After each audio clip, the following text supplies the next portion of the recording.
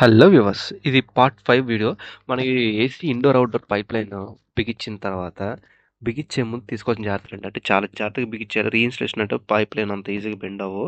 అది ఓల్డ్ అయితే ఇంకా హార్డ్‌గా ఉంటాయి. సో, బిగించేటప్పుడు ఓవర్ టైట్ ఏయమాకండి. ఎందుకంటే పైప్‌లైన్ కట్ అయిపోతాయి ఫ్లేరింగ్ దగ్గర. సో, చాలా జాగ్రత్తగా బిగించండి. మాక్సిమం టెఫ్లాన్ ఏయడానికి యూజ్ చేయండి ఫ్లేరింగ్‌ల దగ్గర. అండ్ పైప్‌లైన్ బెండ్ చేసే రౌటర్ దగ్గర చాలా జాగ్రత్తగా బెండ్ చేయండి. లేదంటే పైప్‌లైన్ పించ్ అయిపోతది. లేదా క్రాక్‌లొచ్చేస్తాయి.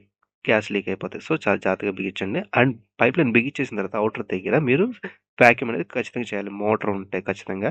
ఒకవేళ మోటార్ లేని పక్షంలో సెల్ఫ్ వాక్యూమ్ అనేది ఖచ్చితంగా చేయండి. సెల్ఫ్ వాక్యూమ్ అనేది మీకేమైనా ఐడియా ఉందా లేదా? ఒకవేళ ఐడియా లేకపోతే చెప్తున్నాను. 1/4 పైప్ నుంచి మనం గ్యాస్‌కిచ్చే పైప్‌లైన్ దగ్గర పిన్ ఉంటుంది కదా! పైప్‌లైన్ పిన్ దగ్గర నుంచి వదిలేస్తే సరిపోతుంది.